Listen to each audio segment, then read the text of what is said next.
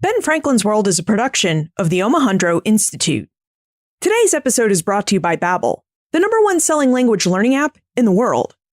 Now, as you know, Ben Franklin's World is a show for people who love history. Each week, we talk to historians about the people, places, and events that have shaped our present-day world. But how do these scholars actually know what they know? More often than not, they know what they know because they've spent dozens, if not hundreds of hours poring over manuscripts, letters, and ledger books, often in several different languages. See, the past didn't just happen in one language, so the study of it can't happen in just one language either. That's why I'm a huge fan of language learning.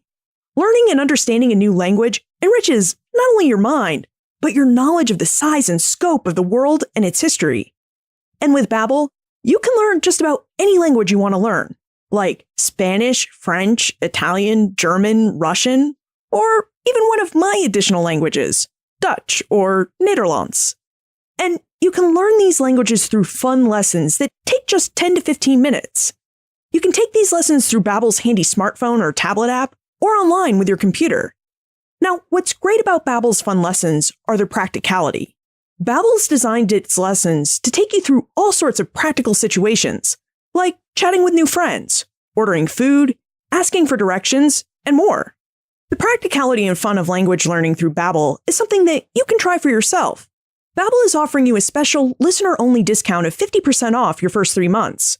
So go to Babbel.com and use offer code BFWorld to take advantage of this offer. That's Babbel, BABBEL.com, and use promo code BFWorld to get 50% off your first 3 months. Welcome to Ben Franklin's World, a podcast about early American history with Liz Covart.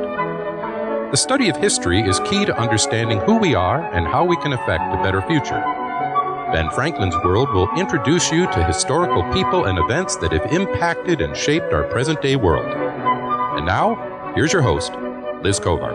Hello, and welcome to episode 200 of Ben Franklin's World, the podcast dedicated to helping you learn more about how the people and events of our early American past have shaped the present-day world we live in. Wow, we're here! Episode 200. Gosh, I have to tell you, I don't think I ever expected to make it this far as a podcasting historian. Honestly, Ben Franklin's World started out as a hobby. I really thought back in 2014 when I got started in podcasting that I was going to write lots of books and articles about history, research historical questions that fascinated me, and just kind of podcast on the side. Only you took a very quick liking to the show, you helped it find new listeners, and you sent me feedback about what I could do to improve the show and as a podcaster, as well as about all the topics you wanted to hear about and the questions you wanted to have answered. So between your support and the help of the folks at the Omohundro Institute, which they gave me back in 2015, I quickly discovered that maybe I should just focus on podcasting for a while and get better at it. So here we are at this really big milestone, and it's really because of you that we're here. Thank you so much for all of your support and encouragement over the years. Thank you for listening to the show and considering our guests' ideas about history. And thank you for telling others about this podcast. Podcasts grow and get better because of active listeners like yourself. This is why this big milestone episode is dedicated to you. Now, as you may recall, not too long ago, I asked you to send me your questions about early American history. And wow, did you respond? You asked a lot of very different questions, and sometimes you asked as many as 5 questions in one question. It was a move I really appreciated because you know I'm a fan of a good compound question. So the challenge for this episode became, how do I create an episode that answers your questions, adds some detail and depth to the information you're seeking, and that can stand as a coherent, easy-to-follow episode? So I decided that the best thing to do was to group like questions and topics and see if these groupings yielded a solution. And I'm happy to report they did. It turns out that there was a question that many people asked, and that there were other questions that centered on similar topics. So in this episode, we're going to cover 3 different aspects of early American history: education, the postal service, and the #1 most asked about topic, health and hygiene. Okay, before we dive into this episode, just a couple of quick notes about my process in creating it. Nearly every question I posed to our guests came from a listener, but not every listener wanted me to say their name on the air, so I respected that. Also, sometimes I did add a question here or there to elicit more context and to dive deeper when I felt it was necessary, because I really wanted us to explore the information and topics you wanted to know more about. And that was my process. Finally, the Omohundro Institute's digital projects team and I really have been working hard behind the scenes to incorporate your survey and email feedback about the show into the show. And I can't wait to tell you all about what we've been up to, and I will at the end of this episode. So be sure you listen through to the end for our really exciting news. Okay, let's get to it. We're going to start today's exploration of early American history by exploring early Americans' ideas about education. To help us with this investigation, we will meet with Johann Neem, a professor of history at Western Washington University and one of the foremost experts in the history of education in early America. His most recent book is called Democracy Schools: The Rise of Public Education in America. Now, during our conversation with Johann, we'll discover when and why Americans started to found and support free education, how systems of education varied by geographic and cultural regions, and when and why Americans founded colleges and universities. And with that, let's go speak with Johann Neem.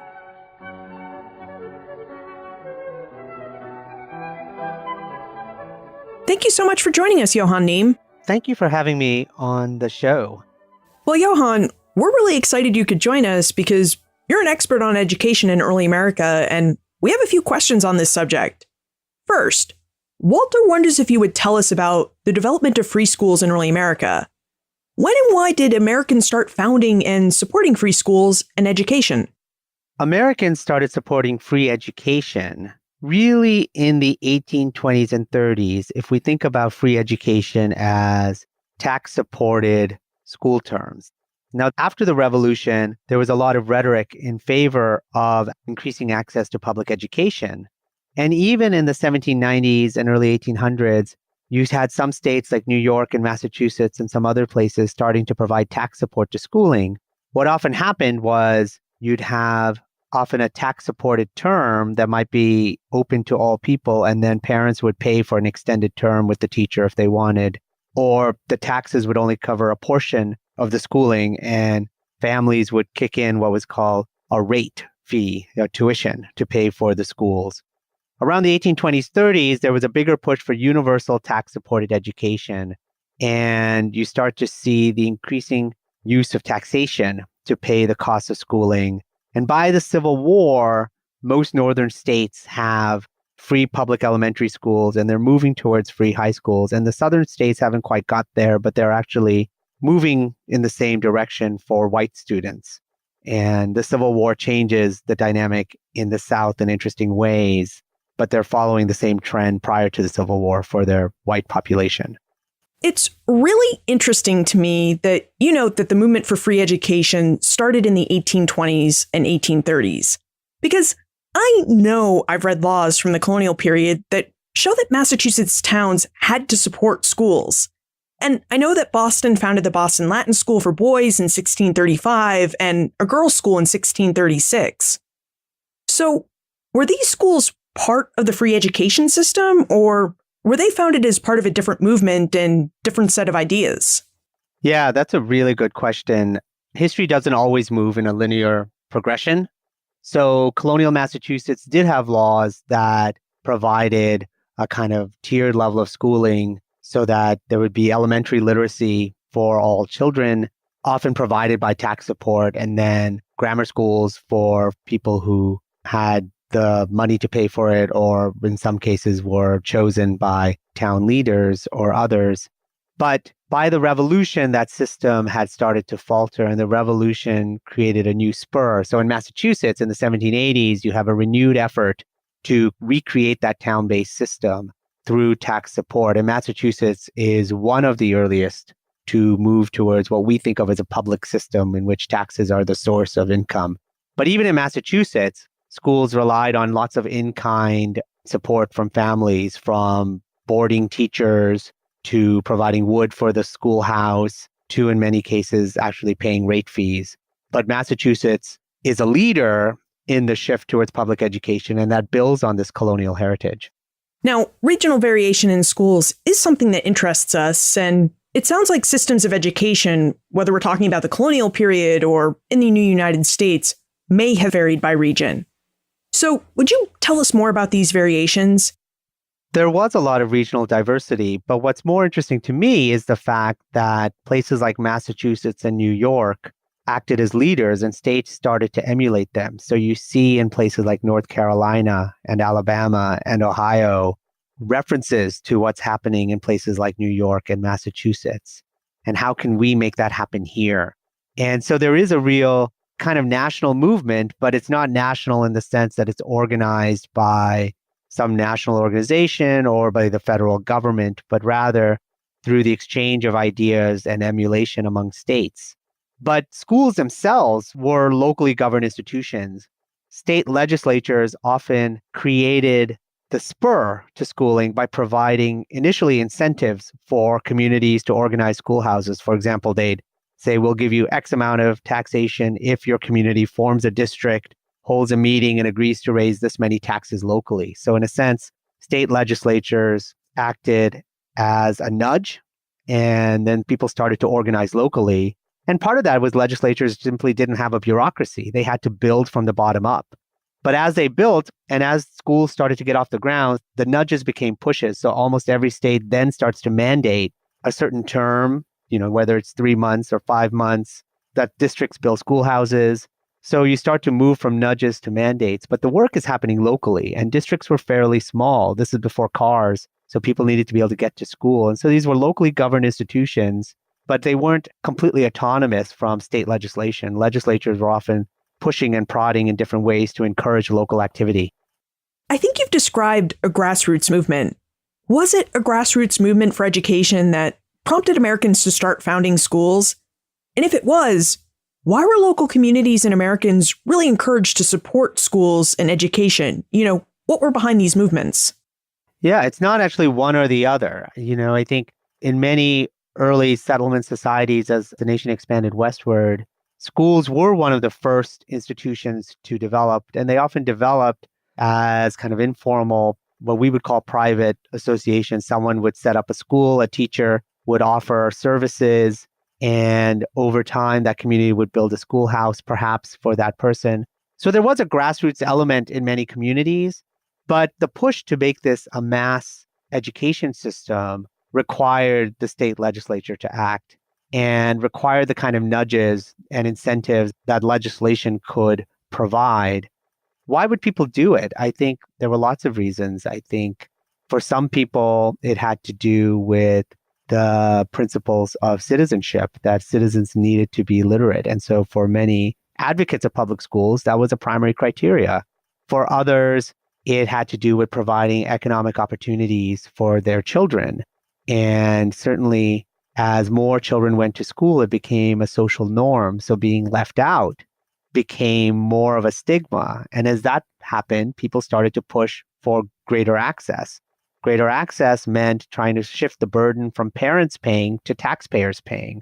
So there were lots of pressures pushing people towards expanding access, and they weren't all the same reasons, but they kind of converged to build support for public schools. But that doesn't mean that all Americans agreed on the extent or kind of education. These were divisive institutions as well. A lot of access in early America was determined by one's wealth, race, and gender. So when you talk about greater access to schools, are we talking about greater access for both boys and girls? That's right. And one of the interesting things about the public schools as they develop in the 19th century in the United States is that they were open to both boys and girls. Now, it's more complicated. You asked about regional variation. It's a little more complicated in the South, where the public schools are a little later to develop. So elite boys and girls would be trained in academies that were private charter schools that charged a tuition. And even in the North, these academies offered middle class as well as elite boys and girls access to education that they would not have had before. And they were often local institutions relying on local philanthropy. But boys and girls, interestingly enough, enrolled in the common schools at pretty equal rates. And as the first public high schools started to emerge, there was even some concern that girls were staying in school longer while boys were often not learning the basics. And part of that, I think, has to do with the fact that for boys, there were a lot of other economic opportunities. And for girls, in some ways, especially middle class girls, getting an education was both something that they could use in terms of finding a mate, but it also was something to do when you didn't have the other kinds of economic opportunities. And for boys, there might be, as you become a teenager, you could work on the farm, you could get a trade, you could move on. And today we see education as so central to our future economic success, but that just wasn't the case in the 19th century. What about colleges and institutions of higher education? Jerome would like to know when and why Americans began founding these educational institutions.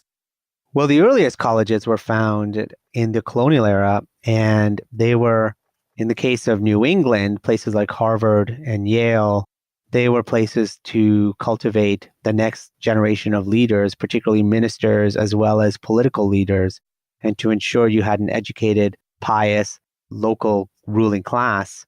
And that was kind of the purpose of colleges. And it wasn't seen as something that most people would do. And so there was a kind of sensibility that every colony would have one college. And so, for example, when the Baptists were looking to try to start a college, even though a lot of the money came from other colonies, Rhode Island was a choice because it wouldn't compete with another college in the area.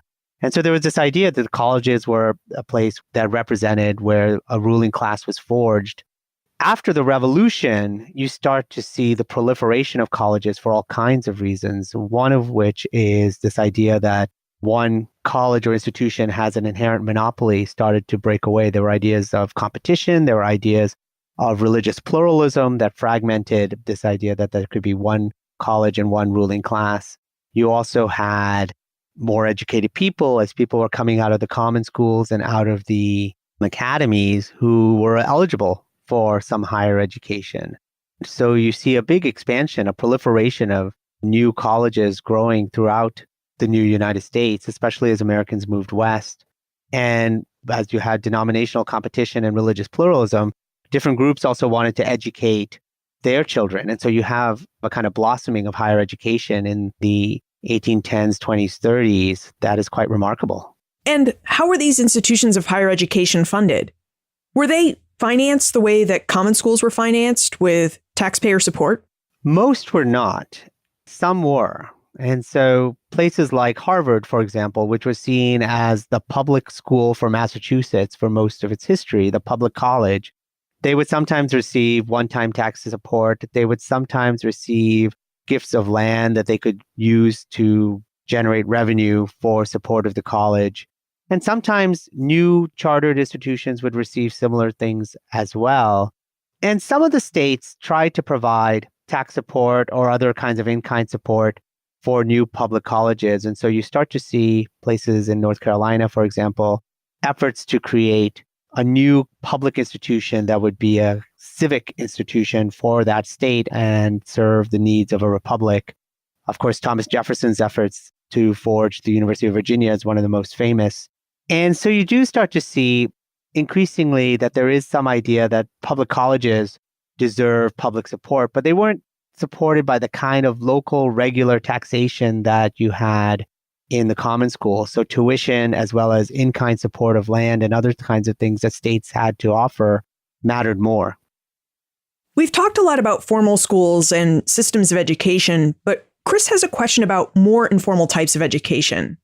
Chris would like to know whether early Americans were into self-improvement, and if they were, what kinds of books, articles, and workshops they were reading and attending to improve themselves. Well, the answer is yes. I mean, I think one of the amazing parts of the post-revolutionary decades was just how much ordinary people loved learning. We see this in working men's associations that started to build their own libraries, and people would meet to share ideas. Often you'd have someone in the association give a talk or a speech. You also see the proliferation of formal ways of engaging with learning, including the Athenaeum movement. You have Athenaeum springing up across the country with lectures. Some of the famous ones were people like Ralph Waldo Emerson or Frederick Douglass, but there were lots of lesser known lecturers who were either famous in their time or locally celebrated, and people would congregate to hear. And there was a sense that human beings had more potential, but that potential had to be developed.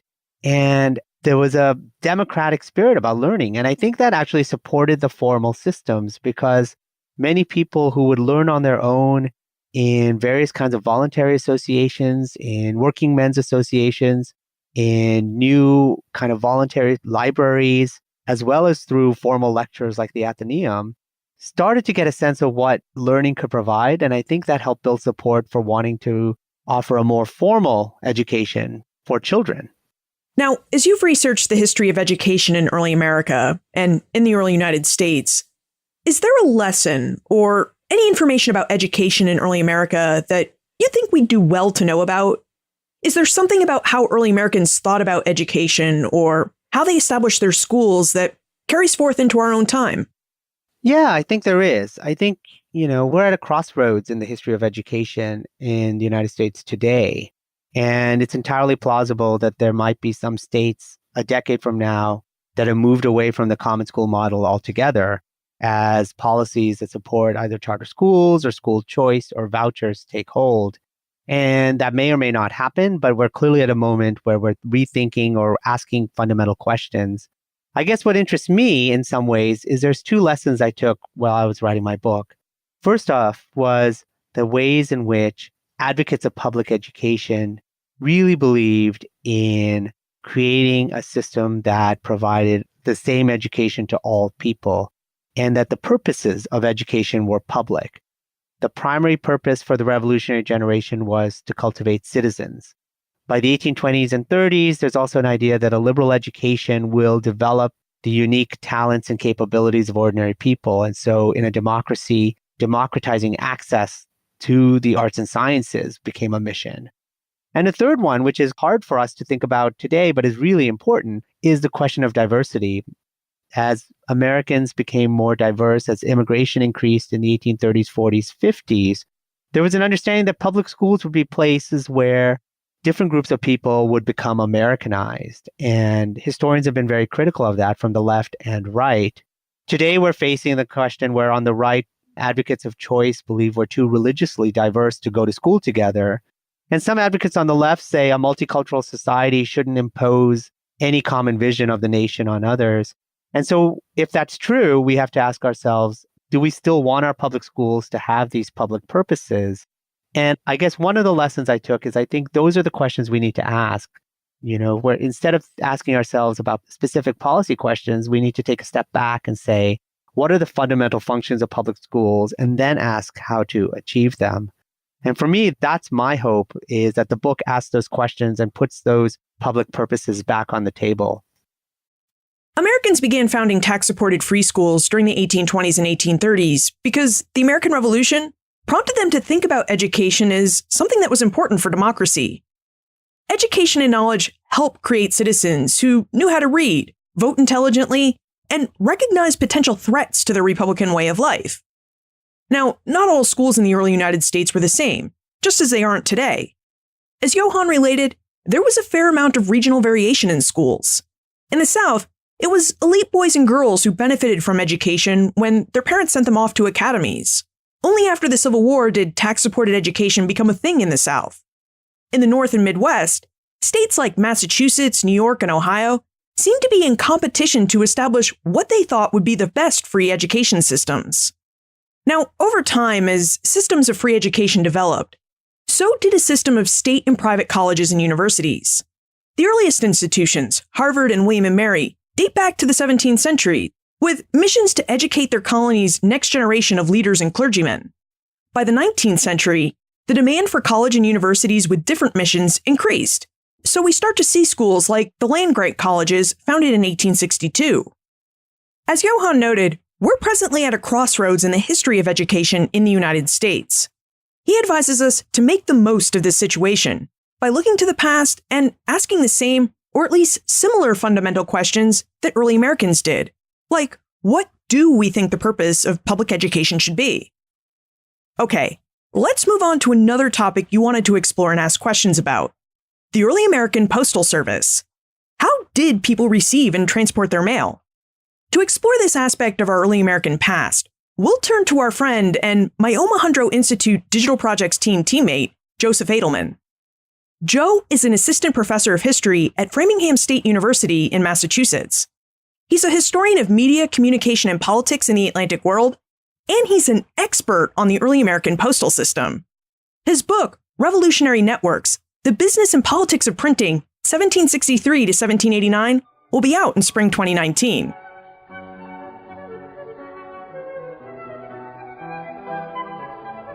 Joe, it's a pleasure to have you join us, and we're really excited about it because we have a lot of questions about mail and transportation in early America that we hope you can answer for us. So, to start, Walter would like to know about the postal system in early America. Would you provide us with an overview of how people sent mail to each other in British North America? Sure, I'd be happy to, Liz. First thing to know is that there are two ways that people sent mail in colonial America: the legal way and the a little bit less than legal way. So the legal way is if people were sending things through the British imperial postal system. So that meant that you were sending your letter through one of the several dozen post offices in North America. The limitation with that is that most of those are right along the Atlantic coast. So for any listeners who live on the East Coast or who've traveled to the East Coast, what's now US Route 1, many parts of which are called Post Road, Boston Post Road, or something like that, that's the route that the main post office for the British Empire took in the colonial era. So you write your letter, you take it to the post office, you send it to someone in a far-off town. That person, say you're sending a letter from Boston to Philadelphia, when it gets to Philadelphia, the person needs to actually physically go to the post office to pick up the letter. There's no such thing as home delivery until during and after the US Civil War in the 1860s. And the person who's receiving the letter is the person who has to pay the postage. So you don't pay for the letter's shipping until it gets to its endpoint. And that's something that's true until the late 1840s. So that creates a problem because sometimes people don't ever actually show up to pick up their mail. Sometimes they don't want to pay to pick up a letter. And the post office has already paid, obviously, to do the transportation. So what postmasters would do, say in Philadelphia, they would advertise in the Philadelphia newspapers with a list of people who had letters waiting to be picked up. And that would include people who lived in some outlying towns. If you lived in Bethlehem, Pennsylvania, some miles north of Philadelphia, you didn't have a post office, your letter would be delivered to Philadelphia and you'd have to find a way to get it yourself in Philadelphia. And then also these people who were delinquent and don't pick things up. So along the coast, if you're sending something within North America, it goes into a mail bag, it goes on a horse with a post rider, and there were a series of post riders along the route from Boston to Providence, from Providence to Newport, Rhode Island, from Newport, Rhode Island to New London, Connecticut, and so on and so forth in stages. If the mail was going overseas, it would go on board a ship. Most transatlantic ships by the 18th century had a mail bag that when a ship was getting ready to leave port, if it was leaving Boston or New York or Philadelphia or Charleston, wherever, the captain would place a bag in the post office or in a tavern or coffee house that if people wanted to send a letter to London, well, there's this ship that's getting ready to leave next week, put your letter in the bag and off it'll go. Beginning in the 1750s with the 7 Years' War, Britain created a system of what they called packet boats, and these were basically specifically mail ships that traveled from the west coast of England to New York, which is where the North American Post Office headquarters was, 4 or 5 times a year specifically. And that happens during the 7 Years' War because the British are interested most in military and government communication. They're fine with people writing letters back and forth. They're interested in people doing commerce through the mail, using letters to do their commerce. But what they really care about is making sure that their military and their governments can function. And so that's why it's during the 7 Years' War that happened. All of that is the legal way. But the problem with doing it that way is, one, the postal system has a pretty limited reach. It's almost entirely along the coast. There's one postal route from New York up north to Albany, New York, along the Hudson River. There's one postal route from Boston that goes along the coast, and one that goes inland to Worcester and Springfield, and then south from there along the Connecticut River to New Haven, where it joins back up with the coastal route. But other than that, there's really not much before the Revolution if you are inland. So it's got a pretty limited reach. And the second is that it's kind of expensive. So the people who are using it with any sort of regularity are government officials who have to, merchants who can afford to and in some ways can't afford not to if they're doing business at a distance, and then newspaper printers who are using it to access news. So the official post office system existed. It circulated news, it circulated mail, but a lot of people who were sending mail would take advantage of a second, less formal, and technically illegal method, which is the using a friend method. So say you're a merchant in Boston and you want to communicate with somebody in Philadelphia, instead of writing a letter and then mailing it through the official post office, you hear that a friend is traveling to Philadelphia on business themselves.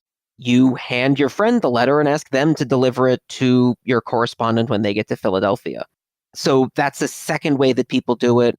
There are also some of the post riders, these guys who work for the post office riding back and forth between two towns, who are sometimes caught with two mail bags. They'll have one that's the official mail bag for the Imperial Post, and then they'll have a second one on the side that, they charge much cheaper rates to carry the mail in that, but they keep all of it because it's secret and hidden from the British Post Office.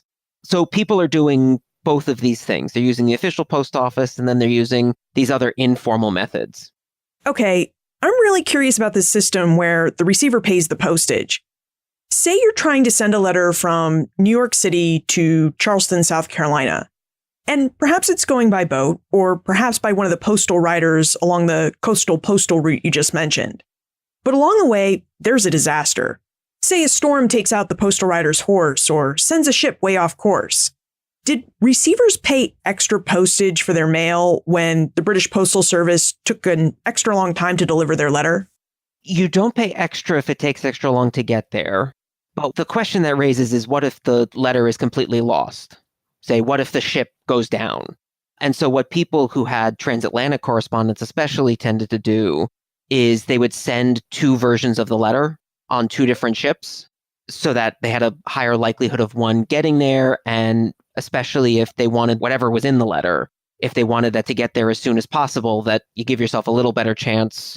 Maybe you save yourself a day or two or 4 or 5 or a week, depending on what the various ships are doing. So they did have methods to try and counter that, where you'd send 2 copies of a letter. That happens less, I think, along the post routes within colonial North America. That's really something that's a transatlantic phenomenon. And that's even more something that's a phenomenon if you're not sending it through the official post office, because then you're not paying double postage. Today, we send all sorts of things through the mail. Letters, books, magazines, perhaps a package of cookies. What sorts of items and things did early Americans send through their postal service, and where did they send the mail to? So what they're sending is mostly mail. There's not as much what we might call today parcel post or, package delivery, everything we order from Amazon. And that's because most of what's being transported through the postal system is being transported on a horse in a mail bag, and there's a limit to how much an individual horse can carry. Between Boston and Philadelphia, by the middle of the 18th century, there start to be stagecoaches and some early, they're not official freight businesses really until the 19th century, but there start to be enough traffic on wagon and on coaches that there's some parcel service, some packaging service. And people did sometimes use that to their advantage. So the rate for shipping something was somewhat favorable to the rate for sending a letter. Actually, it was more expensive to send a piece of paper as a letter than it was to send a parcel with the letter attached. And so there's this one postal inspector, a guy by the name of Hugh Finlay, who tours the colonies in the early 1770s. He's the surveyor.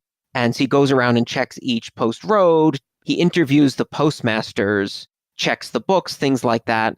And one of the things he accuses colonists of doing is trying to defraud the post office by sending parcels, but you have to imagine me with scare quotes around the parcels. What he's accusing them of doing is taking like some bits of straw and tying a string around them and tying the letter to the bits of straw and saying, this is a parcel, mail it as a parcel. It's cheaper than sending the letter.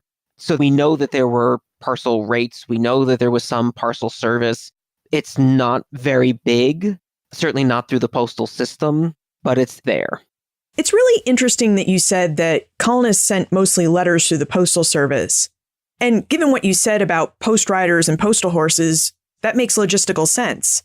Still, a lot of historians have claimed that paper was really expensive in colonial America, which makes me wonder just how many letters early Americans were sending because, you need paper to write letters.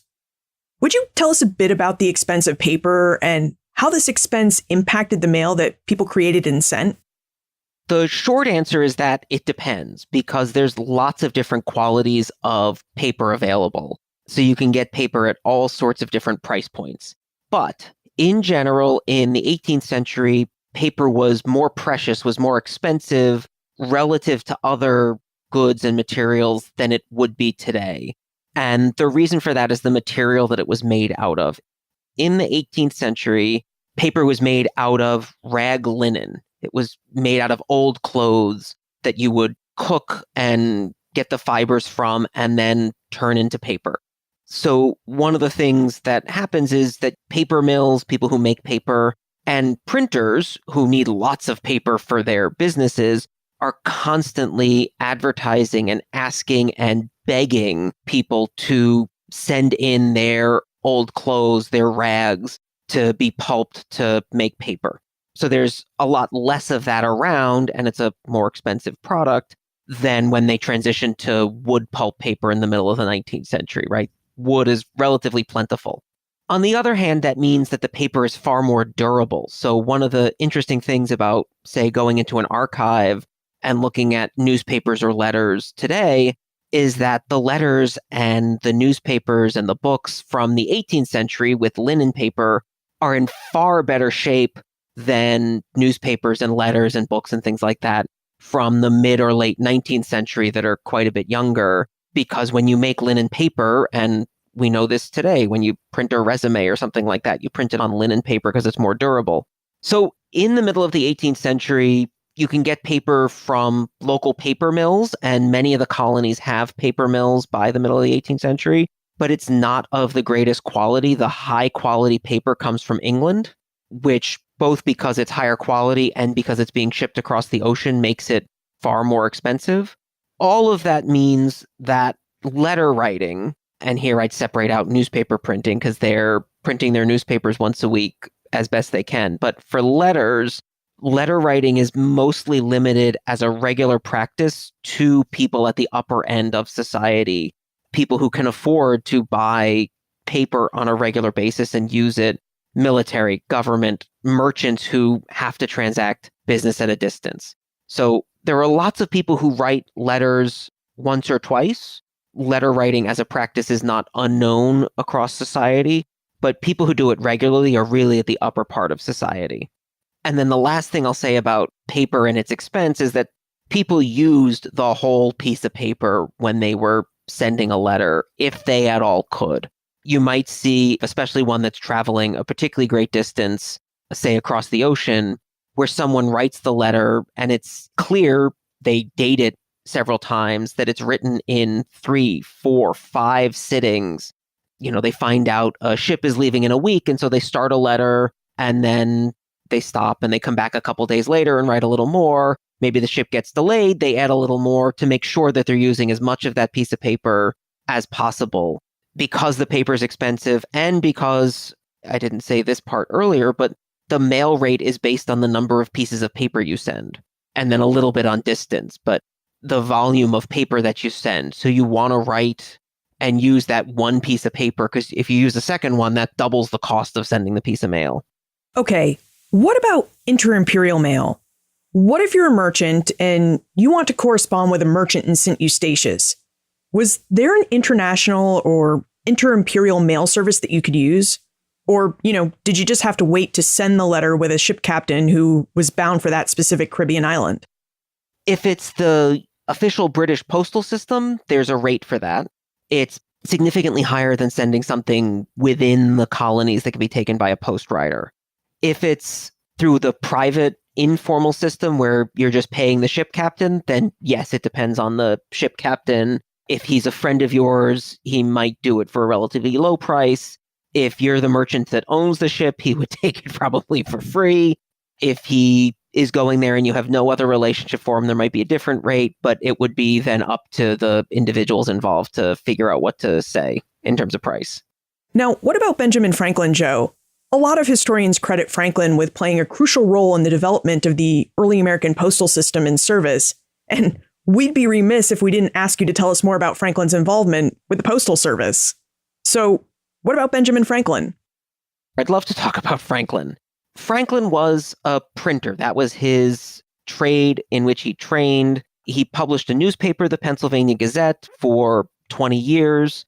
And in that role as a printer, he needed access to information. All printers did. And the best way for them to get access to information in a timely manner was to become the local postmaster. When you're the local postmaster, two things happen. One, you get a stack of newspapers each week from other towns, and that gives you the first chance ahead of, especially if you have competitors, as Franklin did, to pick which news you want to publish and which news is newsworthy. And the second is people have to come to your house or your print shop to pick up their mail. They show up at your house, they say hello, they pick up their letter, they open the letter, they say, oh my gosh, what's happening in London? And Mr. Franklin, the printer/postmaster, says, oh, really, something interesting is happening in London. Would you mind sharing that? Can I borrow the letter and copy that paragraph? So you get access to private news circuits, right? If a merchant has a friend in London, letters would include not just business, sometimes personal information if they were family friends, right? To be a little glib about it, how's the wife and kids? And then also sometimes news about politics. People are interested in that. And if you're the postmaster, they're opening that in your print office. It gives you the freshest advices, to use their phrase. So Franklin talks about this actually in his autobiography, that he angled for position as the local postmaster.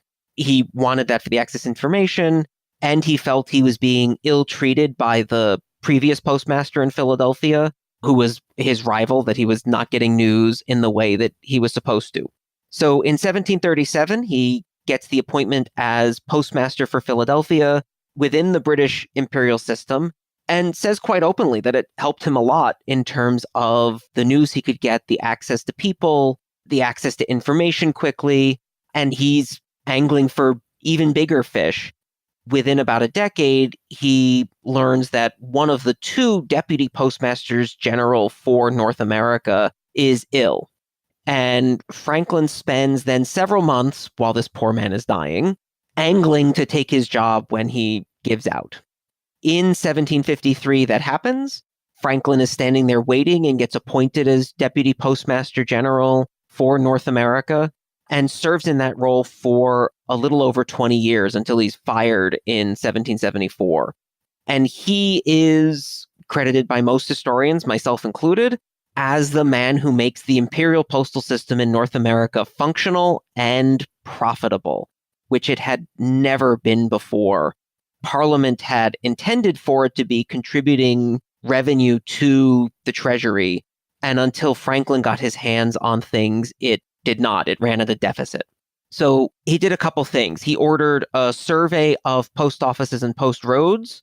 In fact, during his career, ordered several. Hugh Finlay, the postmaster complaining about bits of straw, was the last of those, and worked to fund improvements in the road system. He worked to try and get improvements in bookkeeping and accounting, and actually getting funds out of the local postmasters, some of whom would sometimes be, shall we say, forgetful in terms of when they submitted revenue that they were supposed to send.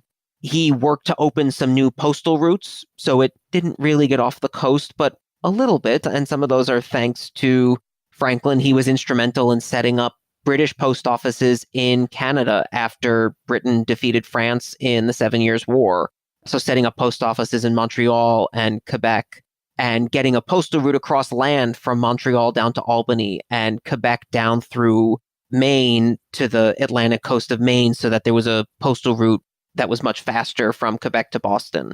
So he's pretty responsible for smoothing out a lot of the business of the post office and making it a functional institution in North America in a way that it really hadn't been before. Well, speaking of smoothing things out, sometimes historians also credit the Postal Service and the need to move goods and information around North America with creating new and better roads, canals, and even eventually trains. Is there any connection between the postal system and better transportation, Joe? There is, but there's a difference between what happens during the colonial era and then in the early US. So in the colonial era in British North America, the postal system definitely contributes to the building and construction and surveying of new roads. But as I've said, its reach is limited. It's mostly along the coast. It's mostly this one route with a few branches off of it, and it doesn't go into the interior very much. So what happens away from the coast during the colonial era is really the result of the British Army and its road construction projects, trying to reach interior forts and interior settlements and make way into the interior as a way to extend the reach of the empire. That's something that Alyssa Zurcher-Reichart talked about in episode 156. So before the revolution, yes to the post office, but in a limited way, and more of what's happening away from the coast is about the army. After the revolution, though, the post office is really the key driver for road construction well into the 19th century. And that's because the Constitution gives Congress the power in Article 1, Section 8, the enumerated powers section, the power to establish post offices and post roads. And so Congress, starting in the 1790s, uses that clause to establish new post offices at a rate of dozens each year. So hundreds of post offices each decade in the early United States. And every time you set up a new post office, you have to make sure there's a decent quality road that connects it into the national network. So Congress then will fund roads to connect the post offices. And settlers, as they move west, figure this out, and so campaign and lobby their state legislatures and congressmen to get post offices in towns when they settle them, because that means you'll get a decent road to connect you up to the previous town or to the county seat or wherever and get you hooked into the system. How did early Americans send, receive, and transport their mail? Primarily by two methods: the legal way, through the British Imperial Postal Service, and the not-so-legal way, through friends, ship captains, and postal riders with secret mailbags. Now, the postal system in early America worked a bit differently than it does today. Today, the mail sender is the one who pays the postage, and we have home delivery. During the 18th century, however, the British Imperial Postal Service required the mail receiver to pay the postage, and that receiver had to go to the post office to pick up their mail and pay the charges. Plus, the system we have today reaches across the entirety of the North American continent and reaches most people conveniently. This just wasn't the case during the 18th century. The Postal Service of the 18th century operated mostly along the Atlantic coastline, and it only had a few inland routes, which meant that most people who lived in frontier areas really had to rely on the ship with a friend postal method. Of course, as Joe related, not everyone was in the habit of sending letters in the 18th century. Raglan and paper and per-sheet postal charges were expensive. So the only people who sent mail on a regular basis tended to work for the government, worked as merchants, or had money and friends with money who could afford to purchase the paper and send mail. And that fact is food for thought. We rely on the letters, account books, and other documents of the past to tell us about the past. So if only government officials, merchants, and the rich wrote regular letters, what does that say about the documents we rely on to provide us with a window onto the past? All right, I think it's time for us to move on to our exploration of your most requested topic for this episode, health and hygiene. How did early Americans bathe, keep clean, and handle menstrual cycles? These are questions we're going to pose to Ann Little, a professor of history at Colorado State University and a scholar who specializes in the history of women, gender, and sexuality. You may remember Ann from our conversation in episode 108, when she told us about her fascinating book, The Many Captivities of Esther Wheelwright. But before we go meet Ann and dive into our conversation, we need to take a moment to talk about our episode sponsor. I really hope you've been enjoying this episode, which you directly inspired and helped create with all of your questions and topic requests. Now, as the wide range of topics we're covering in today's episode demonstrates, contemplating the world of early America can generate an unlimited number of questions. And as a historian, I know it's crucial to search for the answers to our questions about history from as many angles as possible. After all, that's partly why I chose to call this podcast Ben Franklin's World. It's not just enough to look at everything through the lens of one person's experience. If you really want to understand history, you need to look at as many people's stories and viewpoints as possible. And this is where the Great Courses Plus can come in handy. The Great Courses Plus courses are taught by award-winning experts who offer you many different viewpoints. Just take the course America's Founding Fathers as an example. The Great Courses Plus created America's Founding Fathers with the Smithsonian. And to get at the early American past, they weave together well over a dozen people's stories so that you can get a better look at the hows and whys that shaped the United States Constitution. But that's just one example. The Great Courses Plus vast library of courses contains thousands more stories, and it's more than 10,000 engaging video lectures, all of which are presented in easy-to-watch 30-minute-long videos that you can stream, download, and watch all on your own schedule and on all your favorite mobile devices when you download the Great Courses Plus app. And right now, the Great Courses Plus is offering you a free month of unlimited access to all of its courses and lectures when you visit thegreatcoursesplus.com/bfworld. Now, during your free month, you will have unlimited access to the Great Courses Plus library, which means you can explore more about history or about different subjects that interest you, like science, the arts, or religion. Or you might even opt to study new skills, like cooking or photography. To claim your free month of unlimited access, visit thegreatcoursesplus.com/bfworld. Remember, that's thegreatcoursesplus.com/bfworld.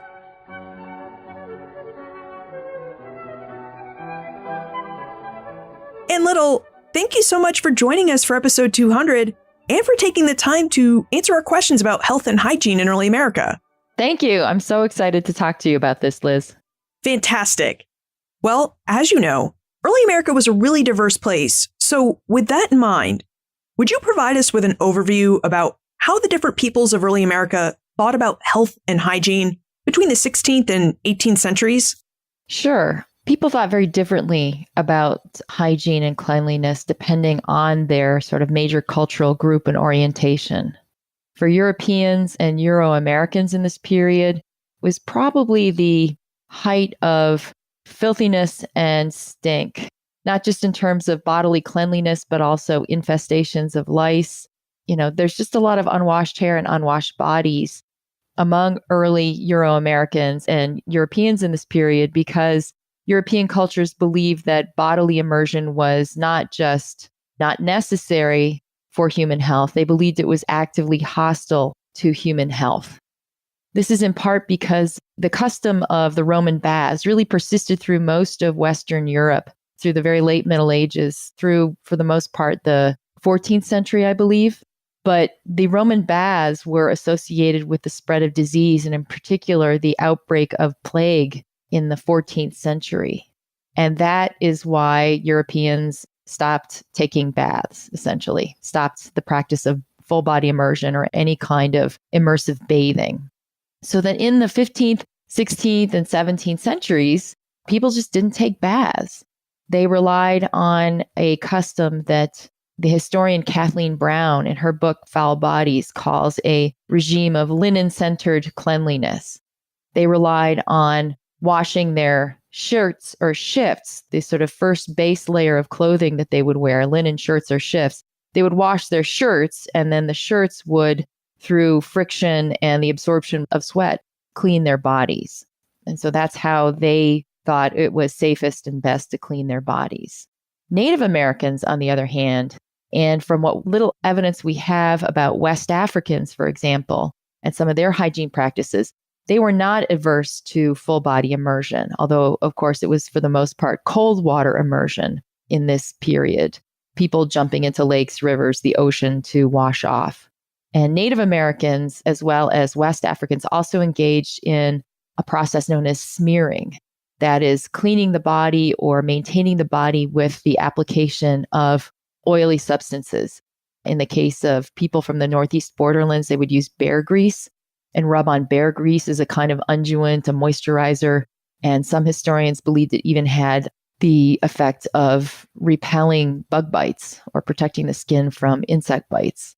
And West Africans would use palm oil. West African cleanliness practices, there's a lot of evidence that revolves around Islamicized North Africans and West Africans, and a lot of the ways in which their religious beliefs dictated a particular regime of bodily care and cleanliness. And West Africans, for example, women who had touched a dead body would immerse themselves fully and clean their bodies off thoroughly. But smearing is a very popular and common way for West Africans to maintain their skin. So there were a lot of different viewpoints in early North America when it came to ideas about hygiene. That's right. And Europeans, they actively believed that immersing the body, especially immersing the body in warm water, would be hostile to their health. It was believed that warm water opened the pores of their skin and that that's how the disease would get in. That would endanger their health. In the 18th century, Euro-Americans began immersive practices once again, although it was mostly cold water bathing and recreational sea bathing then by the end of the 18th century. But warm water bathing doesn't really come back into fashion fully until the 19th century.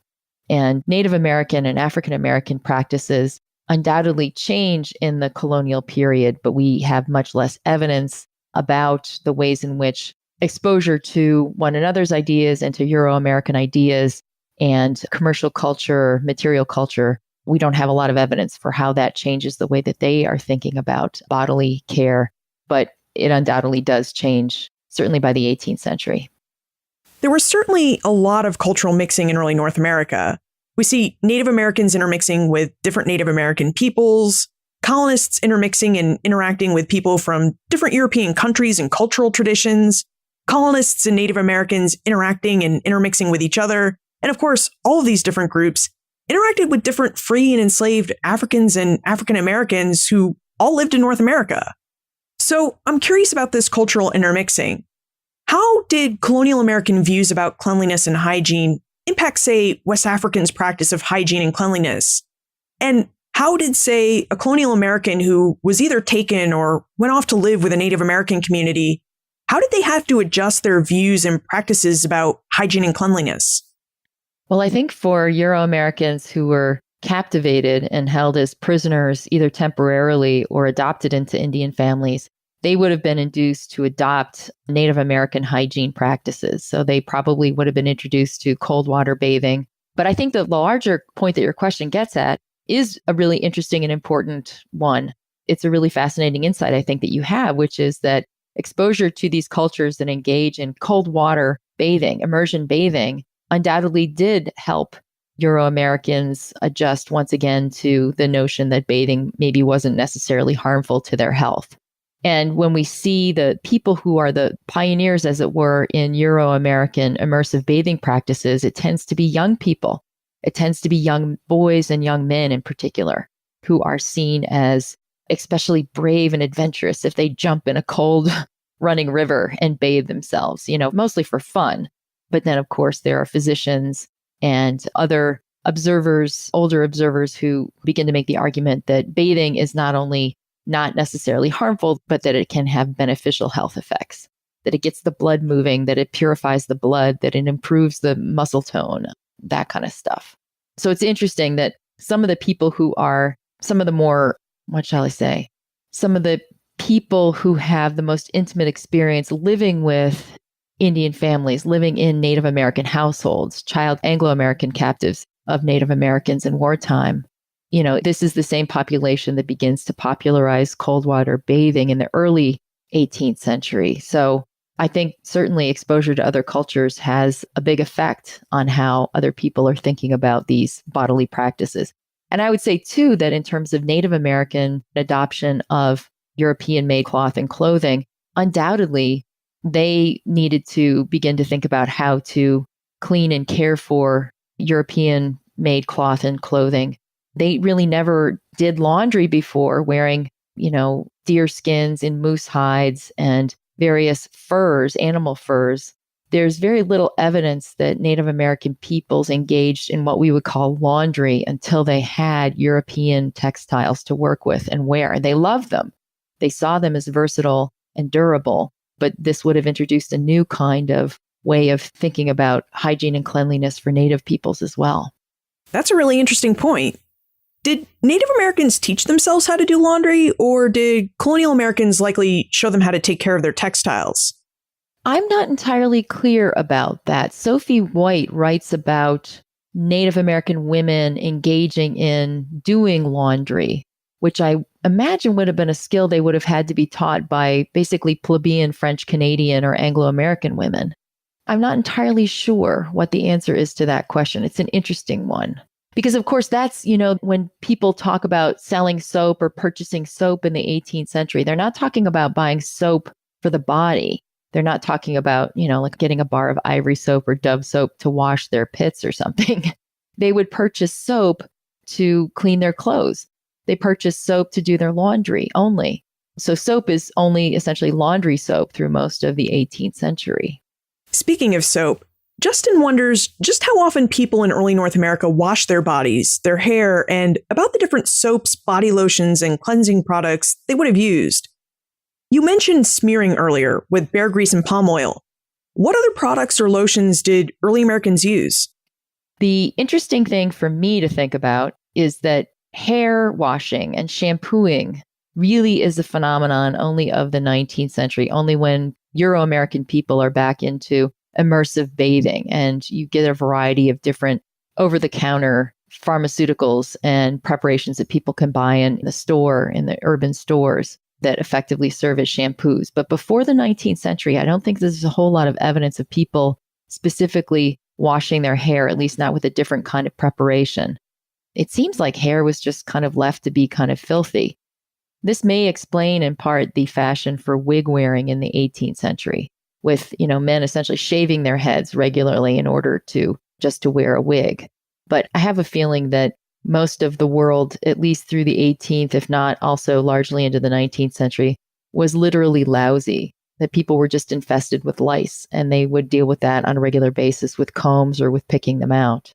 There's evidence as well of Native American peoples picking, and some observers claimed eating the lice off of their bodies or off of one another's bodies. So shampooing was not really much of a thing, but anointing the body with oils, with moisturizers, with coatings that were intended to protect the skin, that was something that was very popular, but mostly among African and African American peoples as well as Native American peoples. In the 18th century, Euro-Americans began to use a variety of different pomades and commercially produced lotions and stuff like that. Not too many of them. But for the most part, people would prepare them at home. So there were a lot of home remedies. Eliza Cook's famous recipe book, The Complete Housewife, which is originally published in London, I think, in 1727. There's a very popular edition that is published for the first time in Williamsburg, Virginia in 1742. And she includes several recipes, interestingly enough, for cleaning the teeth and for sweetening the breath. So she recommends, for example, for teeth, combining some alum, or what's essentially, I guess, potassium aluminum sulfate or potassium alum, the same kind of chemical that we use even today in pickling things to preserve pickles. They would mix alum and spring water and some brandy to make a mouthwash.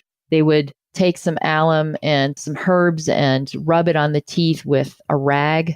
There's no such thing as toothbrushes, though, until the 19th century, so far as we can tell. People, for the most part, were concerned about the appearance of their teeth and the health of their gums and teeth, but they would just sort of take a rag and rub this stuff in their mouths and around their gums and teeth. People were very sensitive about having bad breath in the 18th century, in part because noxious smells, bad smells were thought to spread disease. So people who had bad breath weren't just stinky, they were perceived as potentially dangerous to the health of other people. You mentioned lice, and Jenny wonders about all the different body bugs early Americans had to contend with and how they dealt with them. I haven't seen any evidence of particular lice combs formulated for combing lice out of at least sort of finer textured Euro-American hair or Native American hair. I've seen in museum collections and in photographs, I've seen combs that appear to have very tightly spaced tines so that they would serve that usage of being able to comb lice out of people's hair. There are a number of, again, home remedies that are recommended in a variety of different recipe books, different chemicals that either smelled strongly or were even somewhat abrasive or caustic to the skin and hair. They would be sort of rubbed on the afflicted parts of the body or on the afflicted heads. And then, you'd be wrapped up and sent away for a while for it to go away. And at least they would hope that it would kill the lice. I'm not really sure about the efficacy of any of these things, but they're not dissimilar from the ways that many American parents, even today, deal with lice infestations, which regularly go through elementary schools. Anybody who's raised a young child has probably had a lice scare to deal with. So they've had to bring the special shampoo and the knit comb home to treat their own children. Now, were lice the only type of body bug that early Americans had to contend with? That's the one that they certainly talk about the most. Fleas as well. Now, fleas wouldn't necessarily hug the body the way that lice actually infest the human body, but fleas would infest bedding, certainly furs, right? As I mentioned, Native American people's use of skins and furs. Furs would harbor lice, but also fleas. And people complaining about flea-bitten experiences in various bunking in with strangers and in colonial taverns and inns. Those are very common throughout the colonial period as well. So lice, fleas. I don't know about bed bugs, and I'm not really sure if people would have known to distinguish them among the other kinds of bugs that afflicted them. The records of the French Jesuits, if you want to think about another bug, they write about mosquitoes and, of course, that scourge of the North Country, the black fly. Anybody who's camped in Maine or New Hampshire knows what I'm talking about. In June, the infestation of black flies is just pretty intense, really a harsh biting fly. But mosquitoes were sort of the more continuous and perennial irritation to French Jesuits, and I imagine their Native American hosts as well. French Jesuits complain about the housekeeping of Native Americans and complain about the filthiness of the wigwams and how smoky and dark they are. But I think in some respects, the smokiness inside Indian wigwams may have either in fact repelled or it may have been believed to keep down the intensity of the mosquito infestation and mosquito attacks on the people sleeping within the wigwam. Now, in keeping with this theme of health and hygiene, Nick and Maria would like to know how women in early America learned about female health. Specifically, they'd like to know how women dealt with menstruation. That's a subject near and dear to my heart. I did a lot of interesting, at least I thought it was interesting, cross-cultural research on menstrual practices among French Canadians, Anglo-Americans, and Native Americans. Now, a lot of Native American communities, for example, the Wabanaki peoples that I write about, the people of the dawn of Northeast North America, and also the Cherokee as well, they practiced what's called menstrual seclusion. So basically in a strategy born of efforts to keep blood rituals from contaminating the rest of the community. So for example, men before they go on a hunt or go to war have to be segregated from the community because they're about to engage in a ritual that involves the shedding of blood. Similarly, women's blood rituals revolve around their bodily menstruation. So it's believed that, for example, in these cultures, that women who step over the body of a warrior before he goes to war, or who touch the food that is being consumed by warriors or by others, that's contaminating. If a menstruating woman walks over their body or perhaps touches or prepares food for other people, that it necessarily contaminates the food and is dangerous to the health and security of the community. So menstruating women would be sent away to a separate wigwam or a hut where they would live apart for 5 to 8 days. we don't have a whole lot of information other than communities engaged in this practice. We don't know exactly how those women spent their time, or if this was, basically a week of vacation in their, usual monthly labors. We don't know. But we do know that menstruation was dealt with by taking the menstruating women out of the community. Now, Euro-American communities, the French Canadians and the Anglo-Americans, engaged with menstruation in ways that both revealed the fact of human menstruation, of female menstruation, and also concealed it very differently. So they wouldn't take the women away from the community. There's no such thing as menstrual seclusion in any European or Euro-American culture that I'm aware of anyway. But I would imagine that the rags or the sort of heavily used cloth that they would have used to stop their menses from contaminating the rest of their clothing too much, those would be put in the wash water, probably with the very last of the wash water, with the dirtiest of the dirties. And then they would be hung out to dry, presumably, along with the other laundry. So menstruation was concealed from the community from the fact that menstruating women were not taken away from their usual household duties and obligations and family life. But then the menstruation would be revealed differently, exposed differently through the practice of using linen rags to stop their menses. And then those rags would be washed and hung on the line with the other family's laundry. Today, when some of us seem too timid to talk about sex and sex education, people will say something like, "Don't be so puritanical about it." And yet, when you look at the historical records, you find out that 18th century Puritans were actually way more open to talking about sex than Americans of the 19th and 20th centuries. Were all or most cultures in early America equally open to ideas about sex and sex education? Or, I guess what we're asking here is, how did early American boys and girls learn about sex and reproduction? Yeah, I think that's the case. Certainly, more so than Euro-American people in the 19th and I think most of the 20th century, and I think in many ways even today. The facts of life were never concealed from people in the way that we moderns have made it a priority. There was no such thing as being too young to be exposed to sexuality. Obviously, babies and young children are sometimes sharing in the marital bed with their parents or sleeping in the same room on a cot or a rollaway mattress just next to the marital bed. So if they were ever to have any younger brothers and sisters, I imagine they would have learned something about human sexual congress from just growing up in the bosom of their own families.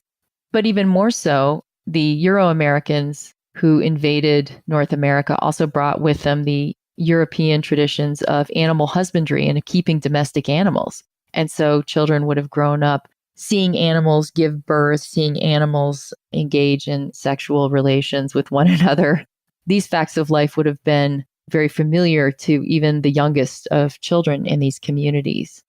How that stuff actually happened, the plumbing and the internal effects or the internal processes inside women's bodies about how children were bred and born, those were in fact concealed to everyone, right? This is a period before we have ultrasound and really understand the processes of human reproduction, but they were more especially concealed from boys and men. So girls and women would have been introduced to this knowledge from their older sisters and their mothers in European American communities. And they would be taught about how these things worked, at least in terms of, external observances through the practice of midwifery. They didn't have week by week sort of information about the gestation of fetuses the way that we do now with our medical technology. But boys would have had none of this information. And in fact, this is something that I learned for the most part through Susan Klepp's brilliant 2009 book, Revolutionary Conceptions. And in Revolutionary Conceptions, Klepp argues in some of the last chapters that one of the reasons that women were able to take charge of their reproductive health and limit reproduction as middle-class Euro-American women did in the United States around the turn of the 19th century. One of the reasons that they were able to do this is that men were entirely ignorant of how human reproduction worked. They knew that it had something to do with sex, but because, for example, abortion didn't exist for the most part as a surgical technique until later in the 19th century, until the middle of the 19th century, it was considered completely normal for people to take over-the-counter preparations that were known as menstrual regulators, because missing a period was kind of an ambiguous sign that it could mean that you're pregnant, but it also could mean that you were very unhealthy. And so restoring your menses was a means of controlling and protecting their own health that was considered perfectly acceptable and normal for Euro-American women to do from the middle of the 18th century until the middle of the 19th century. So if a woman missed a period and she didn't want to be a mother, she might pursue one of these over-the-counter remedies, these menstrual regulators. She might collect some herbs that she might have had growing in her garden, like pennyroyal or tansy or rue, and consume those in various teas in order to restore her menses. And this wasn't understood to be necessarily only used as abortifacients. But again, because men were so ignorant, they had no idea what was going on. It's not really until men take over the medical profession and midwifery in particular, what we would call obstetrics and gynecology, that they become interested in regulating women's health and reproduction. Now, to change gears a bit, earlier we talked about how submerging your body in water to clean yourself didn't really become a practice among early Euro-Americans until the mid-18th century. So given this fact, Chris wonders about the smell of early American cities. What did early American cities like Boston, New York, and Charleston smell like, and how did colonists deal with the smell? Well, as I mentioned earlier, I think smell was not just unpleasant, although it certainly was that, but noxious odors were also considered to be disease-causing factors in and of themselves. So if especially Euro-Americans found themselves in a situation that was smelly, somebody's bad breath that they were exposed to, for example, the bad breath of a barber breathing in their face, or smelling the contents of somebody's chamber pot, either on purpose or accidentally, that was considered to be something that could endanger the health of your body. As for what cities smelled like, I believe they probably just smelled like a lot of human and animal waste, which we find particularly offensive, right? Because we've designed technologies in our households and in our cities with indoor plumbing that empties into sewers, that manages and sort of channels that out of our streets and out of our environments really quickly and effectively. Also because, more than 100 years ago, switched to the internal combustion engine and to public transportation on trains and airplanes, jet engines on airplanes, we don't have horses for transportation, or unless we're ranchers or farmers, most of us are not exposed to huge amounts of bovine waste from cattle or pigs or even chickens, unless we keep backyard chickens. So because we've made changes in the way that we produce food, and because we now burn oil and gas instead of hay and use horsepower, our cities have these industrial chemical smells that I think if you took your average early American, whether they were Native American, African American, or Euro-American, and plopped them, through the magic of time travel down 300 or 400 years later into one of our modern cities, they might find those cities to be full of offensive smells that they might have been terrified would sicken or kill them. So, we're used to one set of smells because we found another set of smells offensive. They're used to another set of smells. I think everybody smells. It all just depends on where you're coming from. Early North Americans had different views about health and hygiene, and all of their views were largely determined by their culture. European and Euro-Americans were not keen on the idea of total body immersion in water. In fact, they shunned the practice until the 18th century. To them, immersing your body completely in water was tantamount to putting yourself at risk for disease. Native Americans and African Americans, on the other hand, did believe in total body immersion. They believed in cleansing their bodies with water and in using greases like bear grease and palm oil to protect and moisturize their skin.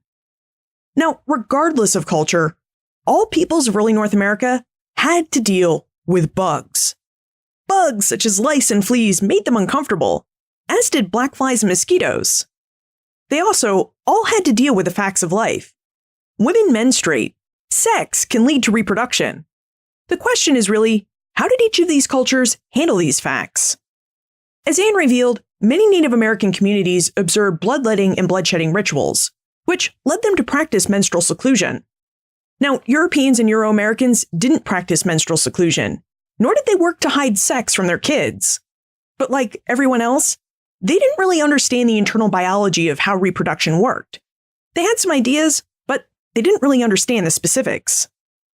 And there we have it. The down and dirty facts of health and hygiene in early America.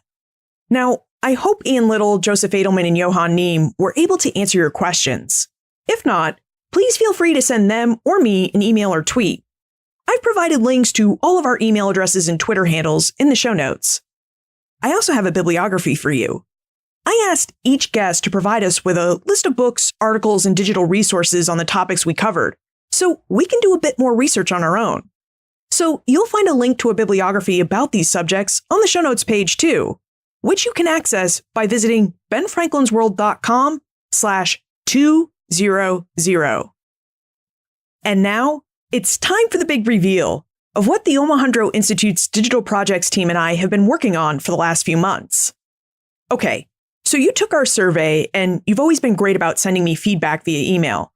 So we've been going over all of this feedback and have been incorporating some of it into the show, which means a few changes and exciting upcoming episodes.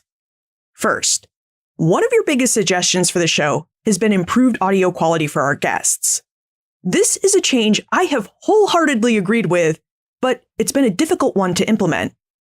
When I started Ben Franklin's World in 2014, there weren't any great apps that I could use to record our guests and that our guests could easily use.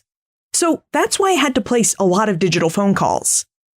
But I've long wanted to upgrade our audio quality. I told the Omohundro Institute how much I wanted to upgrade it, how long and how much you've wanted better audio quality, so they worked with me to make it happen. They helped me find a solution that would work for us. So beginning with episode 192, you may have noticed a change in how I'm recording. I'm using a new app that allows me to record a conversation on both my end and our guest's end. Plus, since the Omohundro Institute is dedicated to supporting this podcast and supporting your interest in history, they went even further and made a big investment in headset microphones and committed to paying to ship those microphones back and forth to our guests. So I hope you've heard our new sound and that you're enjoying it and that you'll continue to enjoy it for years to come. Okay, second, the digital projects team and I have put together a dynamite editorial calendar for you during this last part of 2018 and into early 2019. In the coming weeks, you will hear from historians you've been requesting. You'll hear from Nathaniel Philbrick, Richard Brookhiser, Joanne Freeman, Annette Gordon-Reed, and many more great historians. And this brings us to our third big reveal, biography. Between mid-October and mid-November, the digital projects team and I will release a new Doing History series focused on biography, which is not only one of the most popular historical genres, but one of your most requested episode topics. In this 4-episode series, we'll explore how historians write biographies, including what they think about as they try to tell the story of a person's life, and what materials they use to tell you about those lives. We'll also ask questions about whether biographies can be written about any individual, or whether this genre is available only for certain kinds of elite people. And we'll make a lot of those inquiries as we explore the life of a person you've been requesting to know more about, John Marshall, the 4th Chief Justice of the United States Supreme Court. We'll explore 2 biographies of Marshall in this series, as well as the life of someone who is basically the opposite of John Marshall. So there you have it. That's our big reveal. Now, be sure you've subscribed to Ben Franklin's World through your favorite podcast app, or download our free app from your favorite app store. This way, you won't miss any of these exciting events. Finally, as episode 200 is a really big milestone, I'd like to take a moment to thank the Omohundro Institute and its digital projects team for all of its support.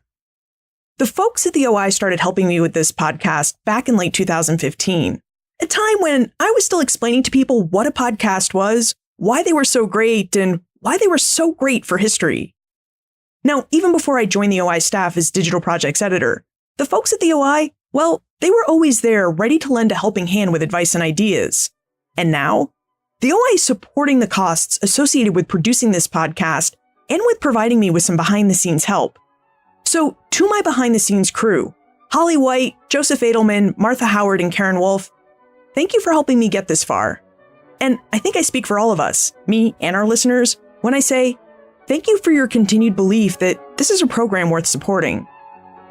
I'd also like to thank Daryl Darnell of Pro Podcast Solutions for helping me make each and every episode sound as good as it can be. Thank you, Daryl. Okay, that's it. If you have any comments, questions, or additional feedback, please send me an email, liz@benfranklinsworld.com. And remember, never leave till tomorrow that which you can do today.